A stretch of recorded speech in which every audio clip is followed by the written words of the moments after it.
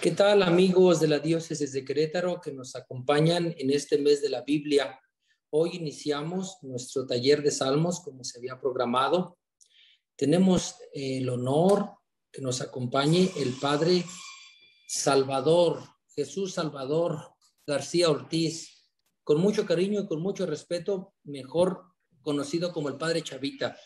Él es un sacerdote del clero de la Diócesis de Monterrey y actualmente está haciendo un doctorado en el Instituto Bíblico de Roma. Lo hemos invitado y con mucha generosidad aceptó guiarnos en este taller de salmos. Él tiene bastante trabajo por la investigación que está realizando, pero siempre dispuesto con un corazón sacerdotal de compartir las Sagradas Escrituras, aceptó estar con nosotros durante este mes en 4 viernes. Padre Chavita, con respeto y cariño, te digo así, bienvenido a estar con nosotros. Gracias por este momento que nos regalas, este tiempo que nos permites compartir contigo, tus conocimientos que nos motiven a hacer oración con la palabra de Dios. Muchas gracias, Padre Juan Martín. Gracias por esta invitación. Gracias también a la Pastoral Profética. Pues con mucho gusto también comparto estas sencillas reflexiones sobre el Salterio. Y bueno, también agradecido también con tu apoyo, con tu amistad en los años que coincidimos en Roma. Fue un gran honor, un gran gusto haber compartido contigo esos 4 años de estudios en Roma. Y bueno, ahora en México, ¿verdad? También.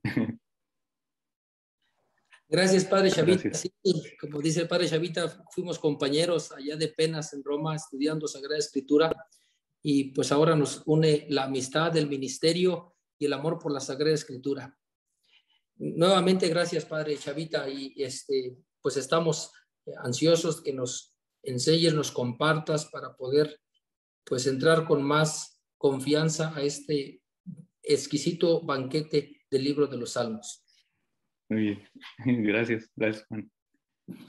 Queridos hermanos, pues como Juan Martín, el Padre Juan Martín, ya lo mencionó, voy a estar aquí con ustedes estos viernes del mes de septiembre compartiendo algunas reflexiones del libro de los Salmos, el Salterio, con motivo de la Semana Bíblica que celebramos la última semana del mes de septiembre, porque el día 30 es la fiesta de San Jerónimo, que es considerado el patrono de los biblistas, quienes estudian a profundidad y quienes tienen también el deseo de aprender más sobre la palabra de Dios, de amar más la palabra de Dios, su Hijo Jesús.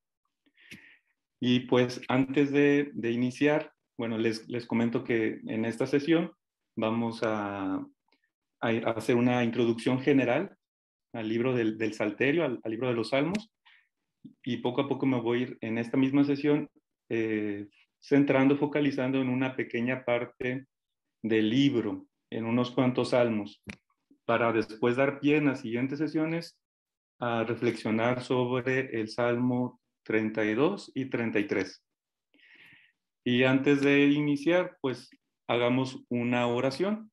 Ofrecemos esta sesión por las intenciones de cada uno de ustedes, por nuestro querido México, tantos problemas que hay en el mundo, ¿verdad? Pedimos a Dios que nos dé su gracia y que tenga misericordia de nosotros. Voy a leer como oración el Salmo 1.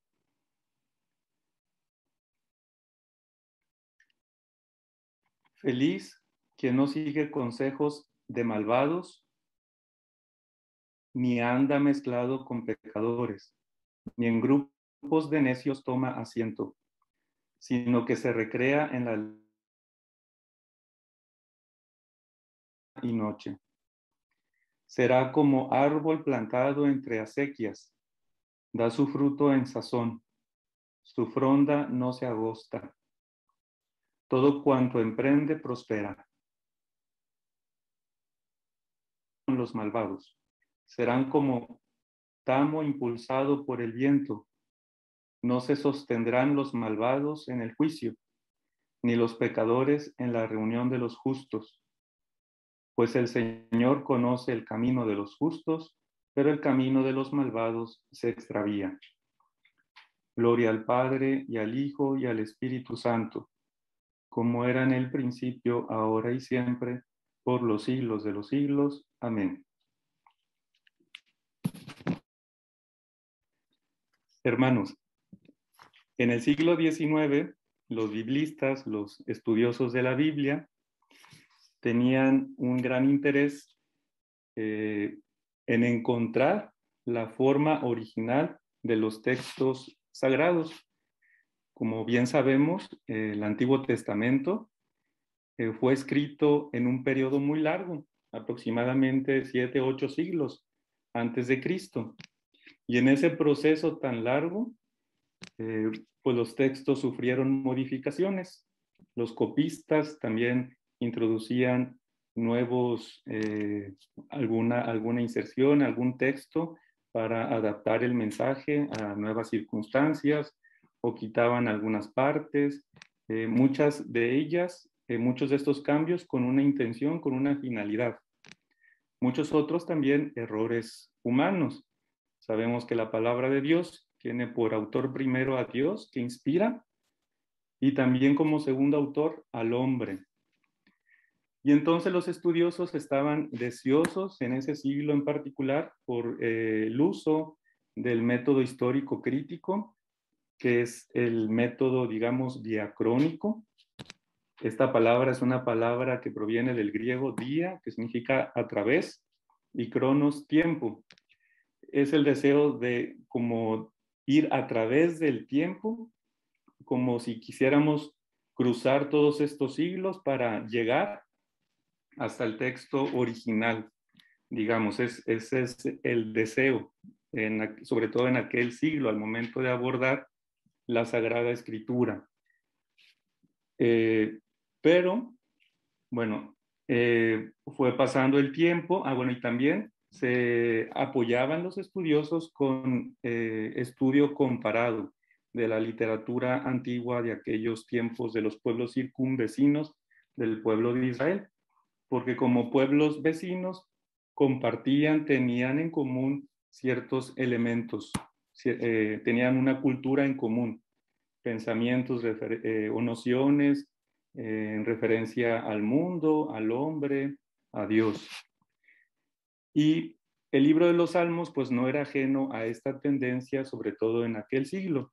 Y los estudiosos, los biblistas, se centraban en particular por tratar de encontrar cuál era la forma original. Y estudiaban los salmos de modo individual. Tenemos 150 salmos en el libro de Salterio. Y muchos, incluso algunos, más bien, algunos estudiosos intentaron reordenar el libro de los salmos. Si nosotros agarramos nuestra Biblia, pues encontraremos como primer salmo el que acabamos de leer como oración. Y bueno, y hay un orden, son 150. Los estudiosos en ese tiempo, algunos consideraban que el conjunto de los salmos no tenía un orden e intentaron agrupar o reagrupar los salmos según el género literario de cada salmo. Pero ahora, digamos, pasaron las décadas y ahora la atención se centra más bien en abordar el texto en su forma como nos ha llegado a nosotros, en su forma final. Son los métodos sincrónicos. El método sincrónico estudia el texto tal y como lo tenemos nosotros ahora, en su estado final. Sincrónico es una palabra también griega que viene de sin, que significa con, y cronos, tiempo, con el tiempo. Se trata de abordar el texto tal como lo tenemos. Y bueno, son métodos válidos los dos que se complementan el uno al otro. Y en el libro de los Salmos, pues también este método, al momento de estudiarlos, pues se trataba de ubicar los salmos en el lugar que tienen ahora en la Biblia. Es el acercamiento canónico. se toma el orden del canon, así como tenemos ya la Biblia en su forma final, porque el lugar que ocupa cada texto, en este caso cada salmo, tiene un sentido. Por eso los compiladores pusieron cada salmo en ese lugar. Por eso el primer salmo que acabamos de leer ocupa, digamos, abre el libro de los salmos. Tiene algún sentido, tiene un sentido. Y bueno, les voy a compartir ahora mi pantalla. Les voy a mostrar una presentación.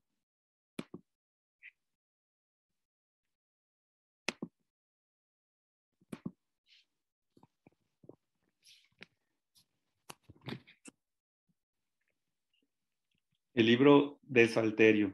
Podemos considerar todos los 150 salmos como un solo libro.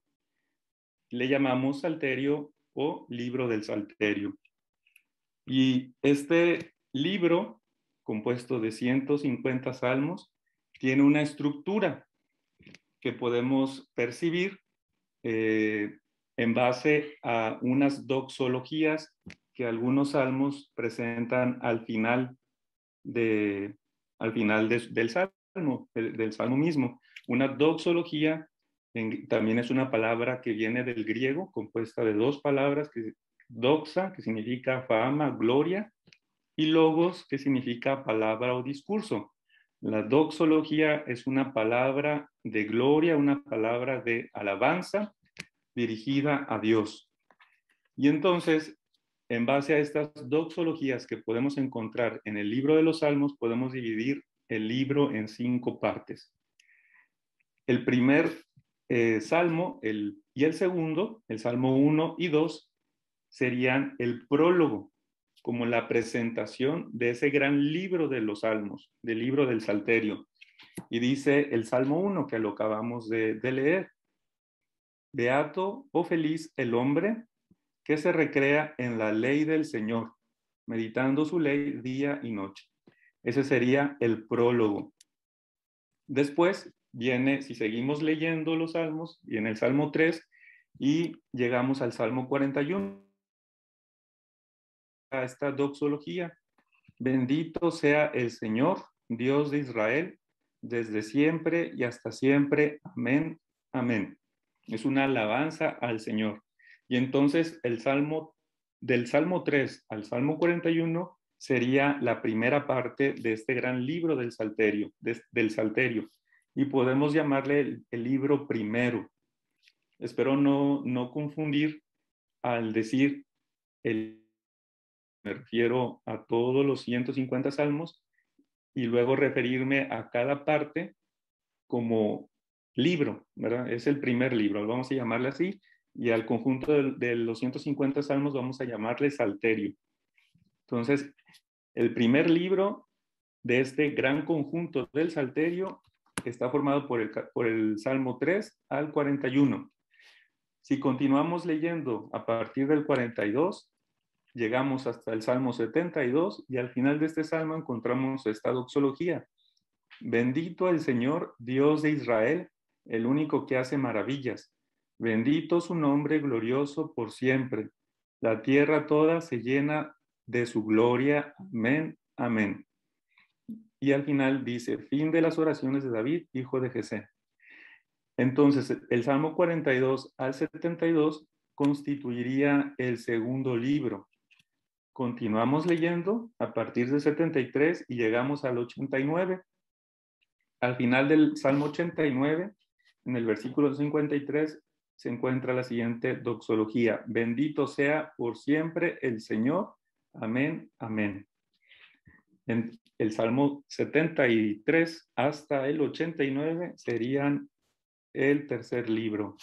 Continuamos leyendo del Salmo 90 hasta el 106 y está esta doxología al final del 106. Bendito el Señor, Dios de Israel, desde siempre y para siempre, y todo el pueblo diga amén. Sería el cuarto libro.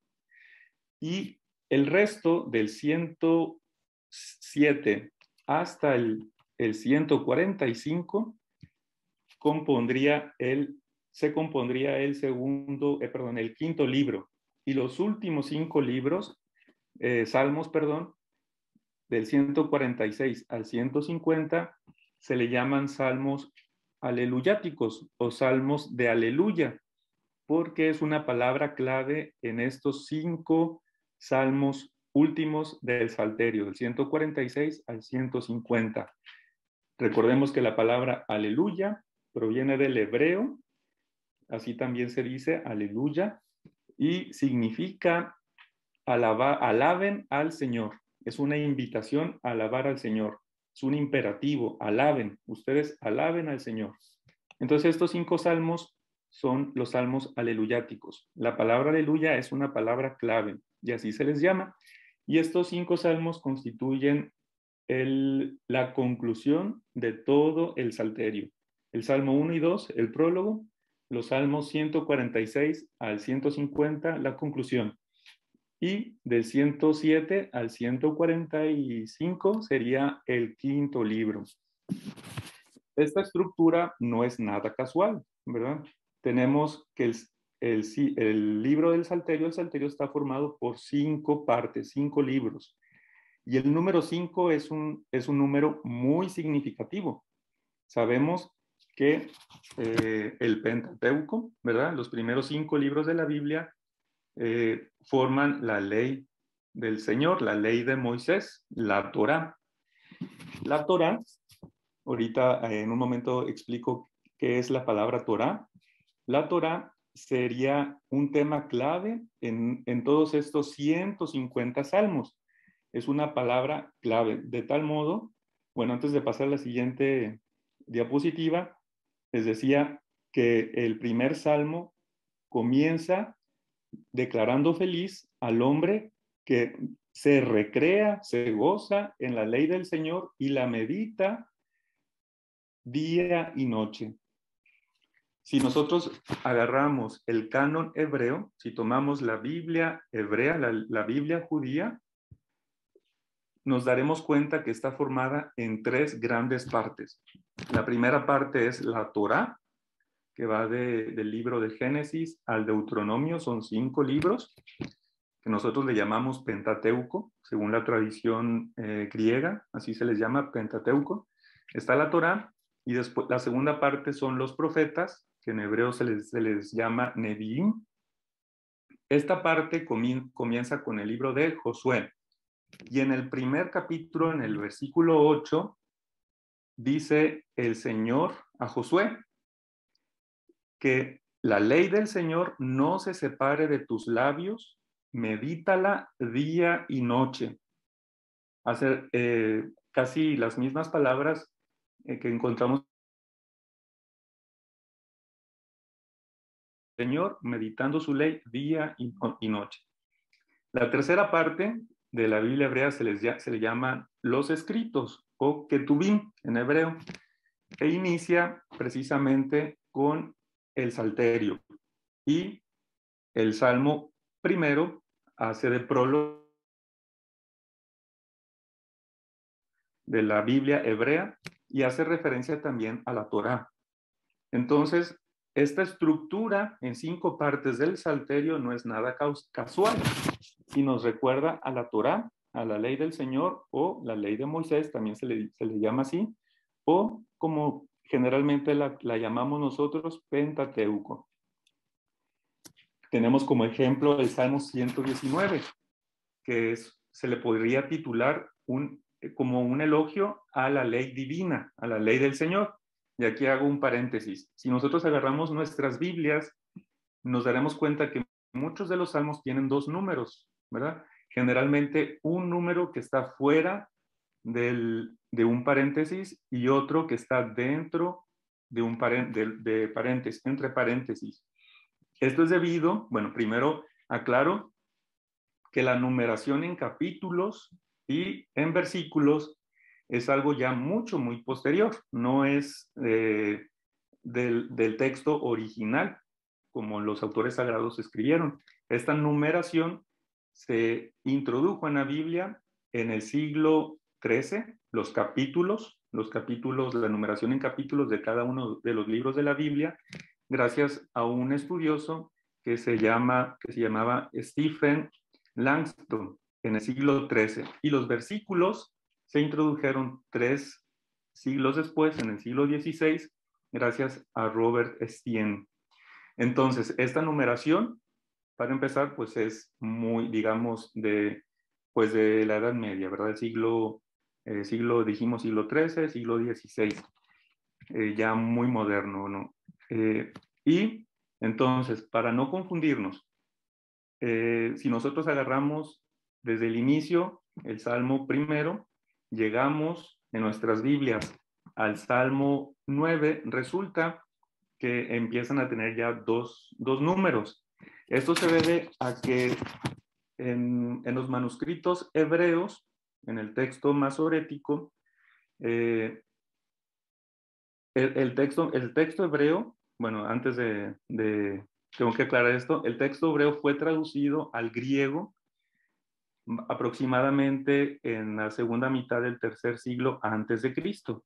La Biblia hebrea, la Biblia del Antiguo Testamento, fue traducida al griego. Y en la traducción griega, algunos salmos, que son 2 salmos distintos en el texto hebreo, en el texto griego, en la traducción, aparecen como uno solo. Y esto sucede a partir del Salmo 9.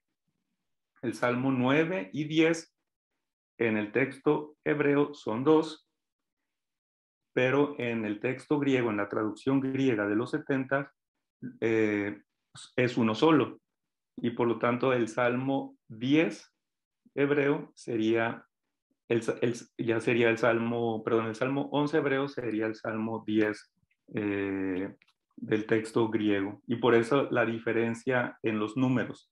Cuando yo diga algún número de algún salmo, me referiré al número que está fuera del paréntesis, que hace referencia a la numeración del texto masorético. En nuestras liturgias generalmente utilizamos la numeración de la tradición griega, que sería el número entre paréntesis. Solamente para estar atentos y no confundirnos. Bueno, este Salmo 119 hace un elogio a la ley divina y dice: dichosos los que caminan rectamente, los que proceden en la ley del Señor, dichosos los que guardan sus preceptos, su ley, los que lo buscan de todo corazón, los que sin cometer iniquidad andan por sus caminos. Camino también como una metáfora de la ley, de la Torá. Y bueno, este salmo es un salmo bastante largo, son 176 versículos. Es un salmo muy elaborado. Se constituye de 22 estrofas. Cada estrofa hace referencia a una letra del alfabeto hebreo, del alfabeto hebreo. Es como un acróstico. El alfabeto hebreo está compuesto de 22 letras.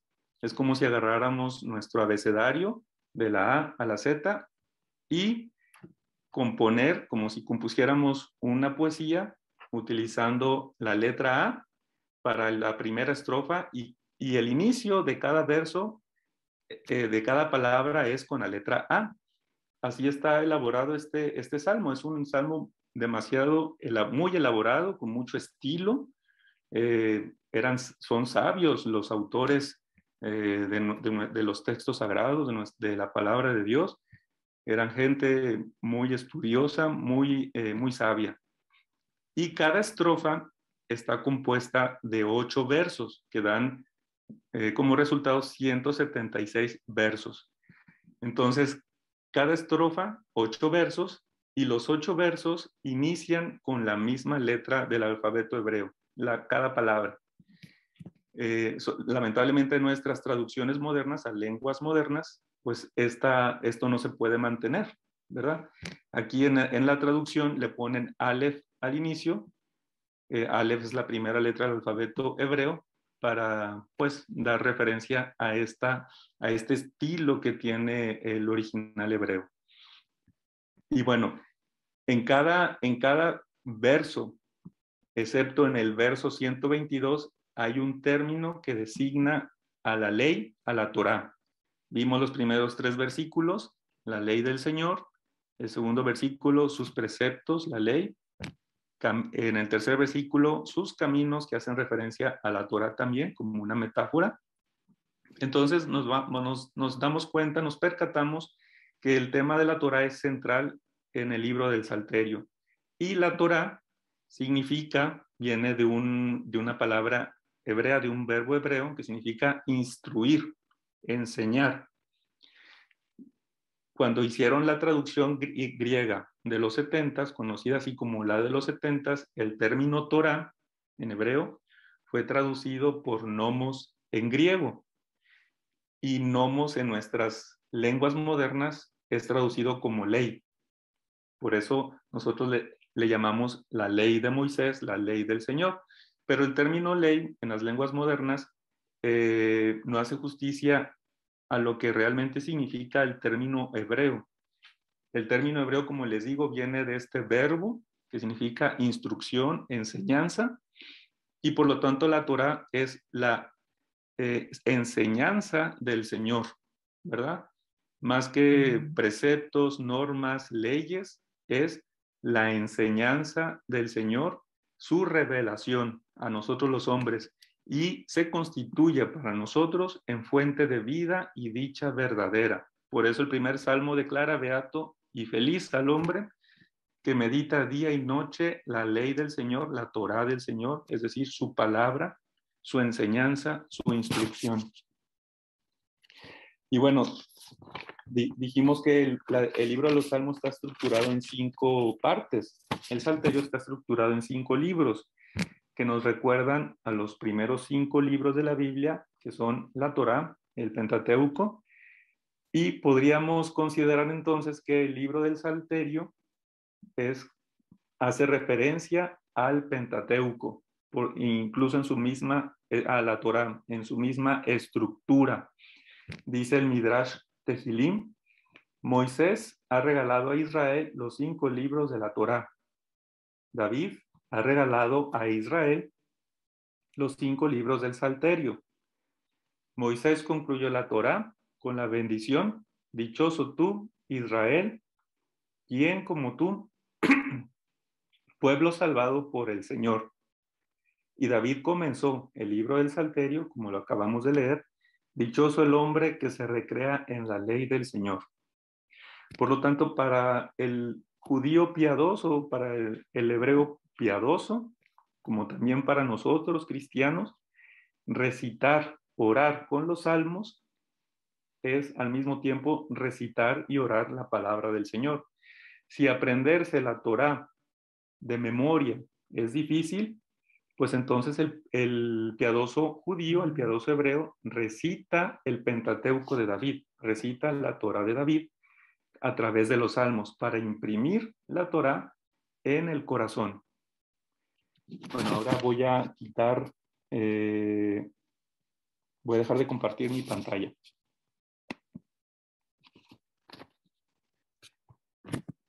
Entonces, meditar los salmos, orar con los salmos, es orar y aprender la ley del Señor, la Torá. Los salmos se constituyen entonces como una síntesis de la ley del Señor, de la ley de Moisés, y son una síntesis incluso de todo el Antiguo Testamento. En los salmos hay muchas referencias tanto al Pentateuco, a la Torá, a los primeros 5 libros de la Biblia, como a los profetas. Y si nosotros vamos al Nuevo Testamento, tenemos el ejemplo de María, ¿verdad?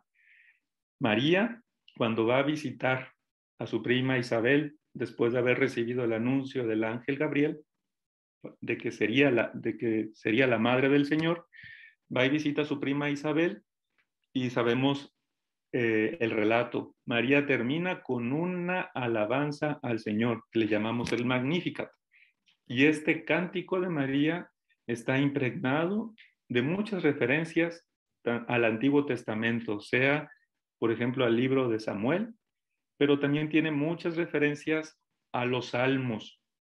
María, como una fiel discípula del Señor, como una fiel hebrea, fiel judía, piadosa, meditaba la ley del Señor día y noche en su corazón. Nos dice el evangelista San Lucas que María siempre meditaba en su interior, en su corazón, todo cuanto sucedía. Entonces en María se cumple esta bienaventuranza del Salmo primero. Feliz el hombre, feliz la mujer que medita la ley del Señor. Tanto así que María primero concibió en su corazón la palabra del Señor y después concibió en su seno al mismo Hijo de Dios.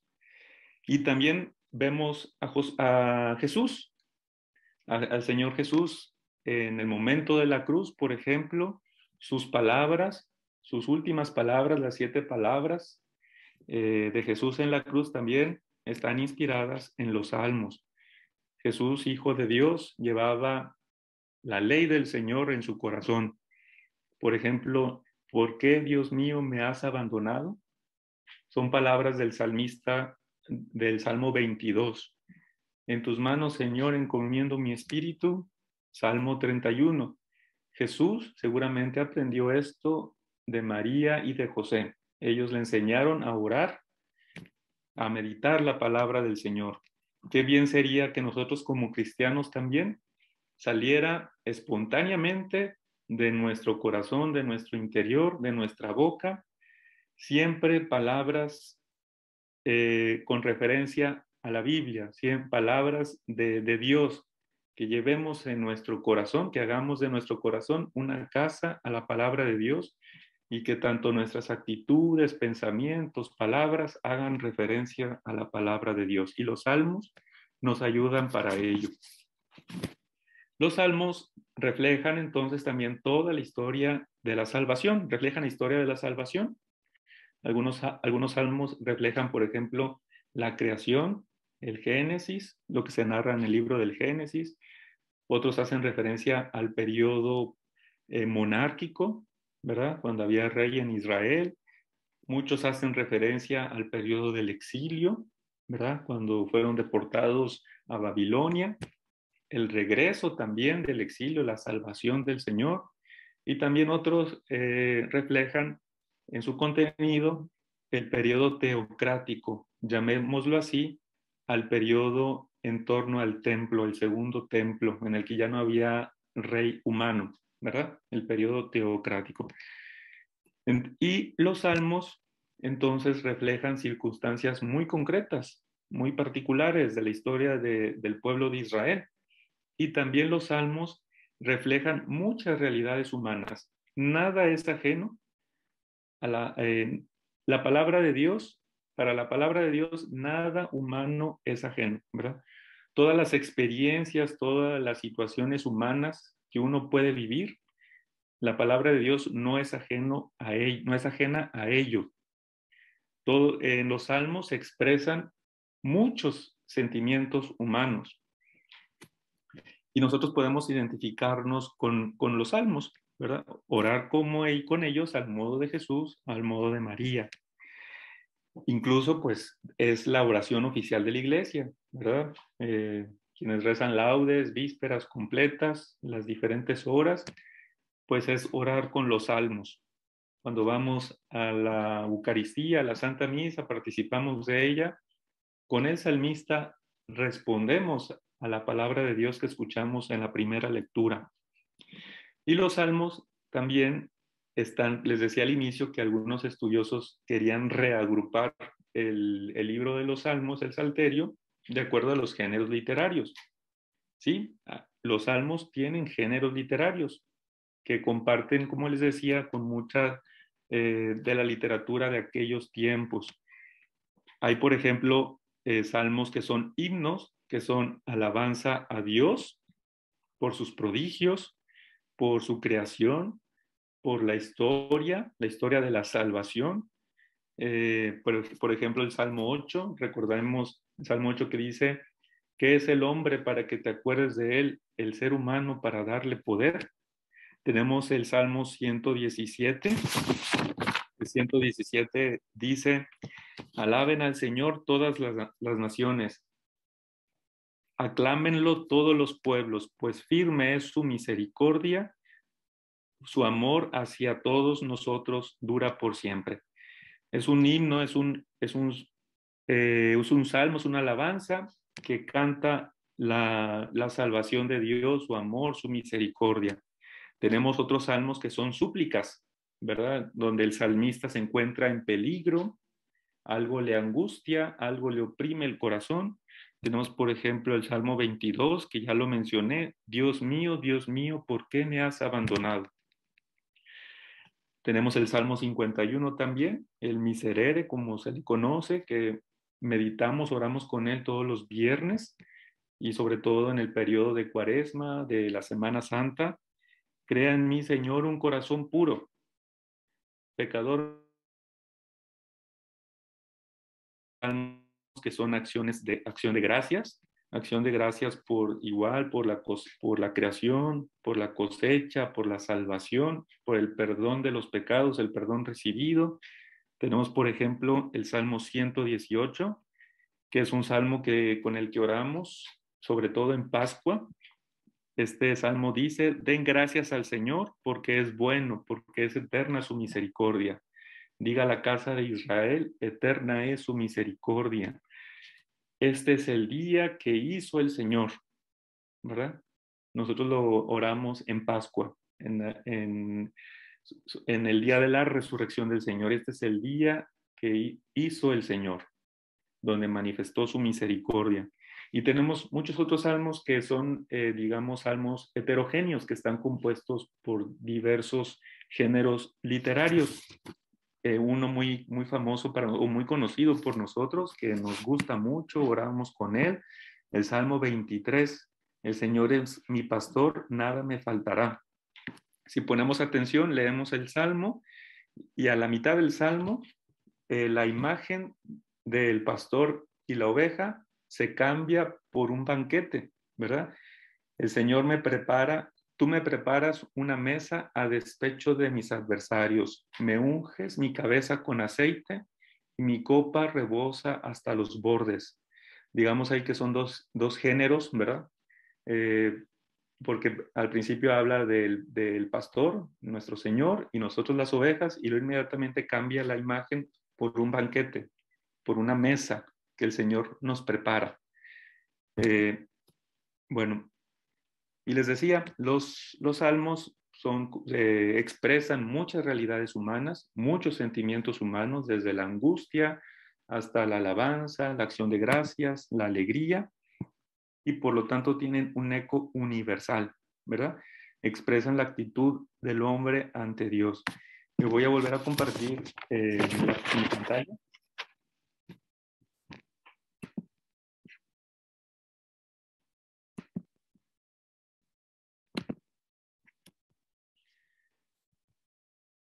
Bueno, ahora nos vamos a centrar en el primer libro de los Salmos, que dijimos que va del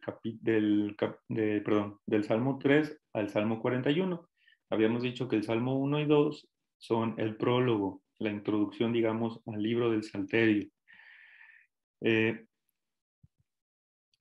Después viene, este primer libro lo podemos también dividir a su vez en cuatro partes.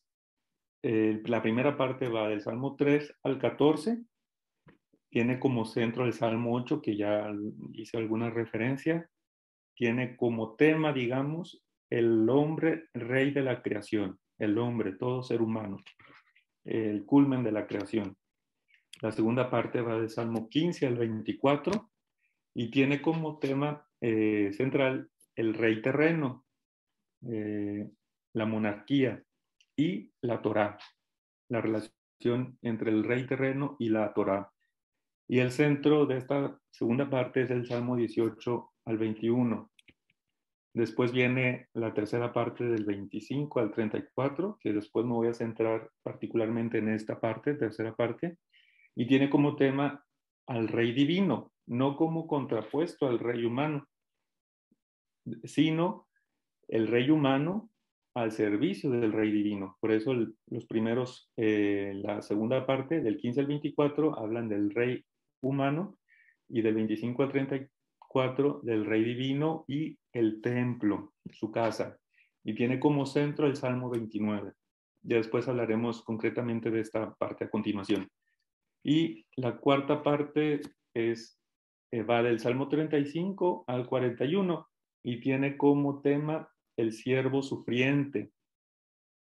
El Salmo 35 comienza diciendo Salmo de David. Muchos salmos así comienzan, porque el compilador considera, está la tradición de que los salmos fueron escritos por David, ¿verdad?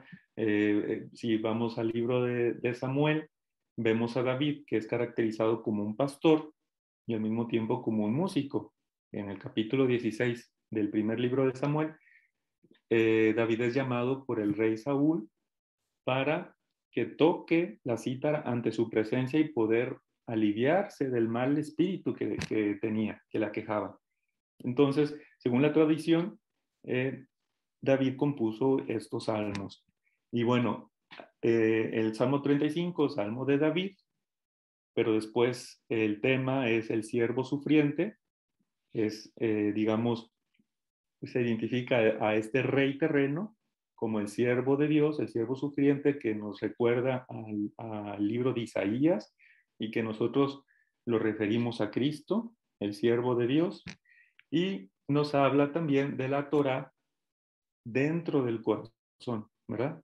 Que Dios imprime en nuestros corazones su ley y tiene como centro o salmo principal el Salmo 40. Entonces nos vamos a centrar ahora en la tercera parte, del Salmo 25 al 34. Estamos en el libro, en el Salterio, en el primer libro, en la tercera parte del primer libro, Salmos 25 al 34. Y les hablo de esta tercera parte para después centrarme en los siguientes viernes en el Salmo 32 y 33, que en lo particular son salmos que me gustan mucho. Entonces, esta tercera parte, Salmos 25 al 34, tienen como delimitación, inicio y como término, el Salmo 25 y el Salmo 34 respectivamente. ¿Por qué? Porque estos salmos, como el Salmo 119, que hace rato lo mencionamos, también están constituidos o estructurados de forma alfabética. Cada verso inicia con una letra del alfabeto, en orden. Lamentablemente les digo, nuestras traducciones modernas no mantienen este estilo, ¿verdad? No reflejan pues ese estilo que tiene el Salmo escrito en hebreo original. Y entonces, Salmo 25 y Salmo 34 constituyen, digamos, la delimitación. Y una particularidad es que al final del Salmo 25 termina con lo siguiente: Señor, redime a Israel de todas sus angustias. Es una petición. Señor, redime, que es un verbo en hebreo que significa liberar, padá. Este mismo verbo se repite al final del Salmo 34, pero ya no como una petición, como una súplica, sino como una constatación. El Señor, efectivamente, el Señor redime la vida de sus siervos. Nada han de pagar los que se acogen a Él. Entonces, tanto el Salmo 25 como el 34 ya nos dan, digamos, el movimiento general de toda esta parte, que va de la súplica: redime, Señor, por favor, redime a tu pueblo Israel de todas sus angustias, que van de la súplica a la acción de gracias. Efectivamente, el Señor redime a sus siervos. Es el movimiento de la súplica a la acción de gracias. Y podemos leer esta tercera parte de forma concéntrica, es decir, el Salmo 25 correspondería con el Salmo 34 y así sucesivamente hasta llegar al Salmo 29, que sería el centro, o también de forma lineal, así en orden como lo tenemos en nuestras Biblias, Salmo 25, 26, 27, 28. Bueno, entonces les decía, estos dos salmos, por el estilo en el que están elaborados, nos hablan del inicio y el final de esta parte, y por el último versículo nos habla también del movimiento que tiene esta tercera parte, que va de la súplica a la acción de gracias. Seguimos leyendo. Salmo 26 se puede leer junto con el Salmo 32 y 33. ¿Por qué estos dos salmos juntos, 32 y 33? Porque el Salmo 33 no tiene título. Todos los demás tienen un título, unos más elaborados que otros, pero el Salmo 33 no tiene título. Incluso en algunos manuscritos, el Salmo 33 aparece pegado al Salmo 32. Por eso el Salmo 32 y 33 se pueden leer de manera conjunta, ¿verdad? Y de ellos vamos a hablar en los siguientes viernes. Entonces, Salmo 26 y Salmo 32, 33 se pueden leer de forma paralela. En el Salmo 26 se habla de la justicia como esfuerzo del hombre. Llevo una vida íntegra. Escrútame, Señor, te soy fiel en la vida. No es una protesta de inocencia. En cambio, el Salmo 32 y 33, la justicia viene de Dios, gracias al perdón de los pecados. Me dije, confesaré al Señor mis rebeldías y tú absolviste mi culpa y perdonaste mi pecado. Entonces el Salmo 26 nos habla de la justicia como esfuerzo del hombre y el Salmo 32, 33 la justicia como regalo de Dios, como don de Dios. Seguimos avanzando, vienen el Salmo 27 que se puede leer junto con el Salmo 31. El Salmo 27 expresa una necesidad exterior. El salmista tiene amenaza. Los enemigos externos lo amenazan. Cuando me asaltan los malhechores, ellos, enemigos y adversarios, tropiezan y caen. Este lo podemos leer cuando nos sentimos amenazados de algo, ¿verdad? Orar con este salmo. En cambio, el Salmo 31, la amenaza ya no es una amenaza externa, sino que es una amenaza interna, una enfermedad quizá debida a los pecados, ¿verdad? Anteriormente, esta mentalidad en la antigüedad, la enfermedad la consideraban ligada al pecado, una mentalidad que después el Señor Jesús, con su liberación, con su predicación, con todos sus gestos, pues no es así. La enfermedad a veces, como dice el Señor Jesús en el capítulo 5 de San Juan, cuando cura a ese paralítico, al ciego de nacimiento, ni él ni sus padres pecaron para que él esté así, sino que es para manifestar la gloria de Dios. Bueno, el Salmo 27 habla de una necesidad externa y el Salmo 31 de una amenaza interna. Mi vida se consume en aflicción, sucumbe mi vigor a la miseria, mis huesos pierden fuerza. Seguimos avanzando, viene el Salmo 28 y 30. Estos dos salmos se pueden igual leer de modo paralelo. El Salmo 28 es una súplica. Dice, a ti alzo mi voz, Señor, no enmudezcas. Oye la voz de mi súplica cuando te pido auxilio. Y en el Salmo 30 es una oración fervorosa, el Salmo 28, una oración fervorosa al Señor. Pide ayuda, pide la liberación de una situación mortal, pide a Dios que lo escuche, el salmista pide que ser escuchado por Dios, y en el Salmo 30 efectivamente el salmista es escuchado. Te pedí auxilio, dice el salmista del Salmo 30, te pedí auxilio y me escuchaste. Sacaste mi vida del abismo del Seol, cambiaste mi lamento en danza. Por eso mi corazón cantará sin parar. Y finalmente llegamos al Salmo 29, que es el centro espiritual de toda esta tercera parte del 25 al 34. Y el tema principal del Salmo 29 es la realeza del Señor en el templo de Jerusalén. La voz del Señor retuerce los robles, la voz del Señor descorteza las selvas. En su templo un grito unánime, gloria. Entonces podemos leer esta tercera parte de forma concéntrica, ¿verdad? Bueno, también se me olvidó decir que esta triada, los salmos 28, 29 y 30, son salmos que subrayan la fuerza del Señor. ¿verdad? Una palabra clave ahí es el término fuerza, ayuda, auxilio. Bueno, viendo así esta estructura, estos salmos del 25 al 34, podemos detectar que el centro es el Salmo 29 y es un himno a Dios por su poder, por su realeza. Y los salmos 25 al 28 son esencialmente salmos de súplica, de petición de auxilio al Señor ante alguna amenaza. Y los salmos 30 al 34 son salmos esencialmente de acción de gracias, de agradecimiento. Bueno, ahora vamos a ver estos mismos salmos leídos de forma secuencial, así como los tenemos en nuestras Biblias, del 25, 26, en ese orden hasta el 34. Tenemos el Salmo 25, solamente selecciono algunas frases de cada uno de los salmos para percatarnos. Tenemos el Salmo 25, dice el salmista en el versículo 4, muéstrame tus caminos, Señor, enséñame tus sendas. Bueno, hago un paréntesis.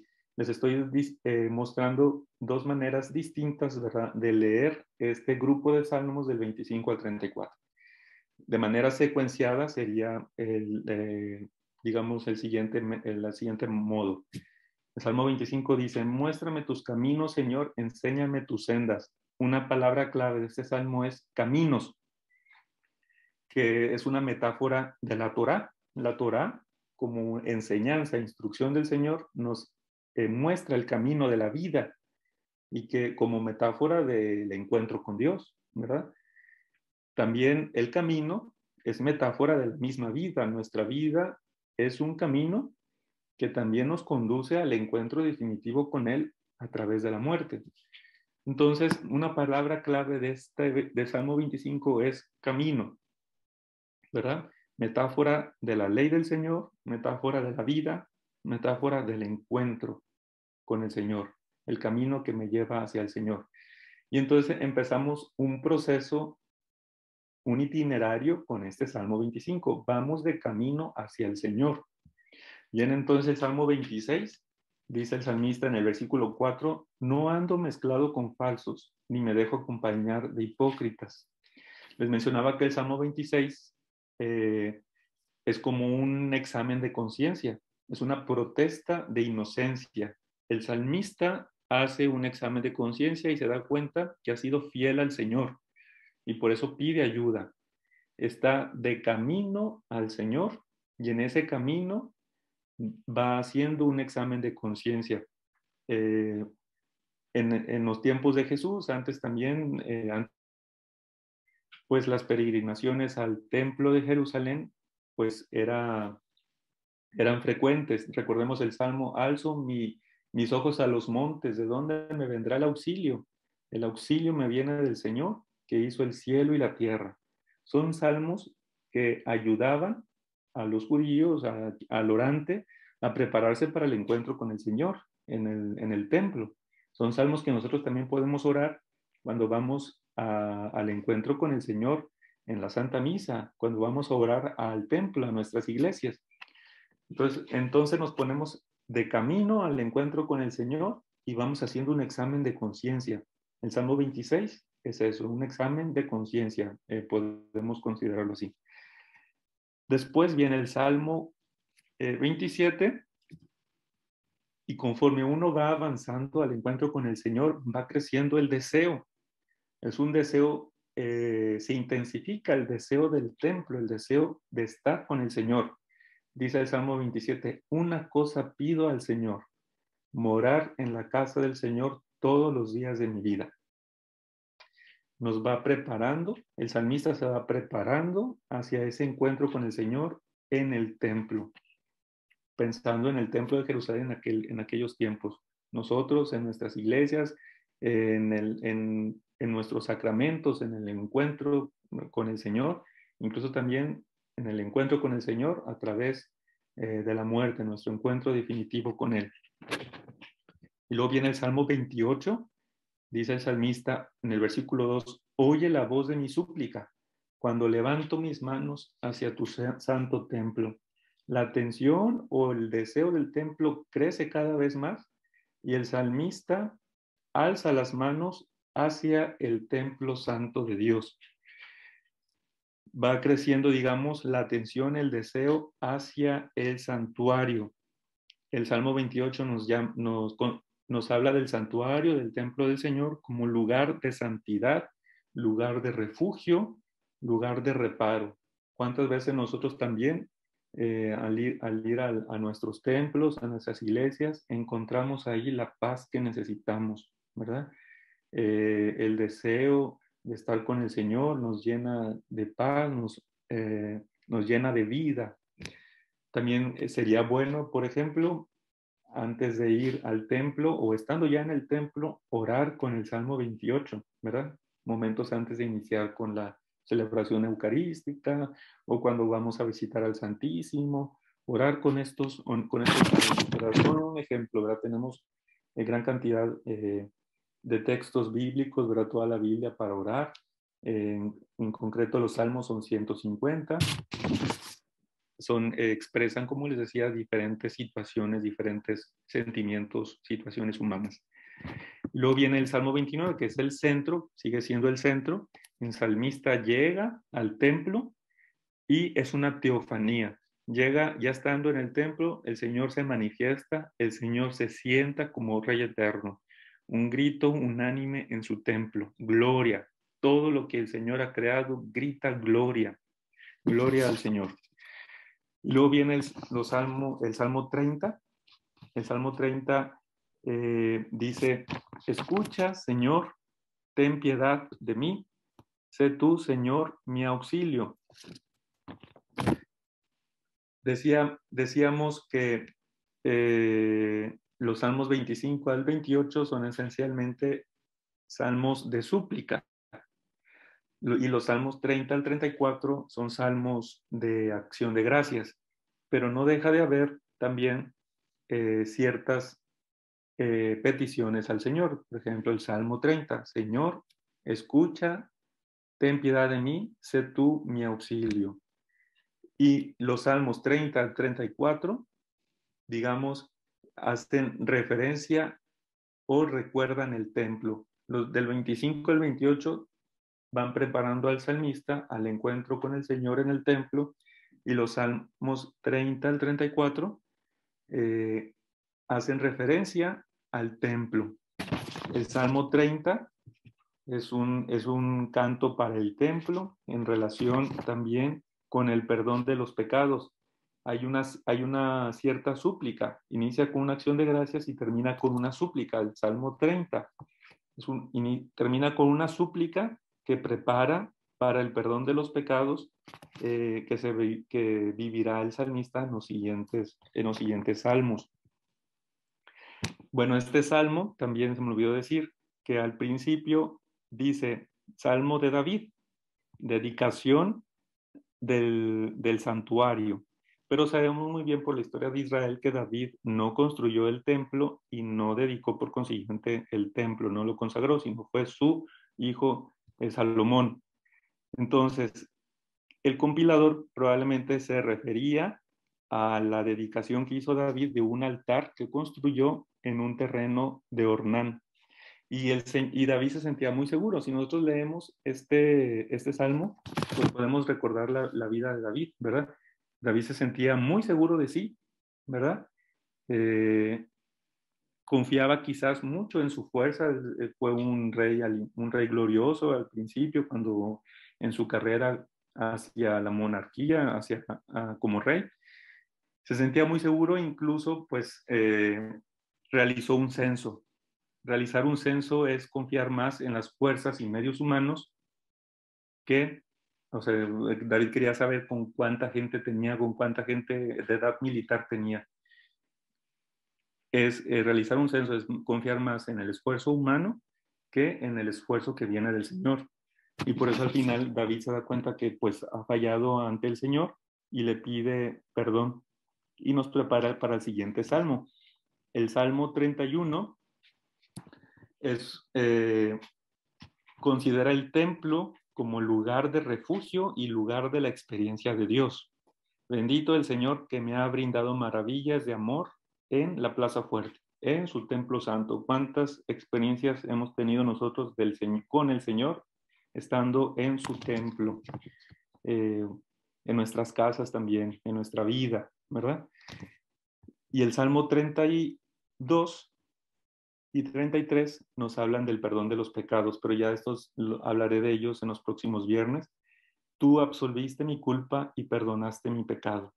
El Salmo 33 es una acción de gracias por el pecado, perdón, por el perdón recibido, por el perdón recibido. Y el Salmo 33 habla del templo como el lugar donde Dios escruta al hombre, la mirada de Dios.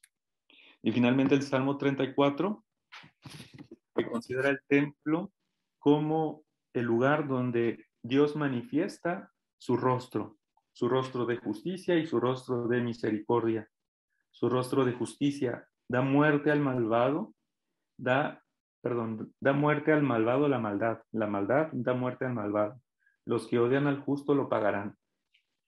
Y también el Señor manifiesta su misericordia. El Señor redime la vida de sus siervos. Nada habrán de pagar los que a Él se acogen. Y bueno, en los siguientes viernes leeremos el Salmo 32, el Salmo 33, ¿verdad? Vamos a terminar esta sesión. Espero que les haya servido, que les haya ayudado. Vamos a terminar esta sesión leyendo, orando con el Salmo 32 para prepararnos a la siguiente sesión, el siguiente viernes. El número que les doy, les repito, es el que está fuera del paréntesis.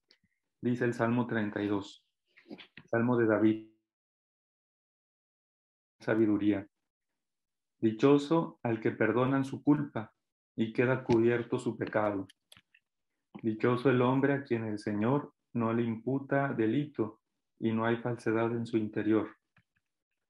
Cuando yo guardaba silencio, se consumían mis huesos, cansado de gemir todo el día. Pues día y noche tu mano pesaba sobre mí. Mi linfa se alteraba por los ardores del estío. Mi pecado te he hecho conocer y no cubrí mi culpa. Me dije, confesaré al Señor mis delitos y tú perdonaste la culpa de mi pecado. Por eso a ti acude en oración quien te ama, en el tiempo en el que se dará cuenta de la culpa. Sí, en la inundación de grandes aguas que jamás lo alcanzarán.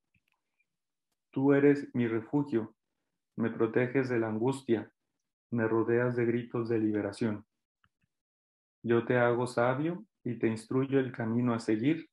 Yo te aconsejo, sobre ti está mi ojo. No sean como el caballo o el mulo que no entiende.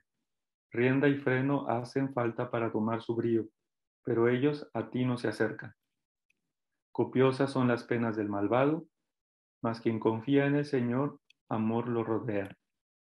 Alégrense en el Señor y exulten, oh justos, y griten de gozo ustedes todos, rectos de corazón. Gloria al Padre, y al Hijo, y al Espíritu Santo, como era en el principio, ahora y siempre, por los siglos de los siglos. Amén. Bueno, nos vemos el próximo viernes. Mediten, oren con este Salmo 32. Y bueno, hago un pequeño paréntesis. Estén muy atentos porque cuando leemos los salmos hay muchas voces. No solamente es la voz del salmista, hay que se dirige a Dios o que se dirige, por ejemplo, a sus hermanos, la asamblea, sino también muchas veces es la voz de Dios que habla el salmista o incluso otras voces, incluso la voz del pecado. Dice un salmo, oráculo del pecado, dice el malvado en su interior, no tengo miedo a Dios ni en su presencia, ¿verdad? Entonces hay que estar atentos y ver quién habla en cada uno de los versos. Bueno, que tengan una feliz semana. Gracias.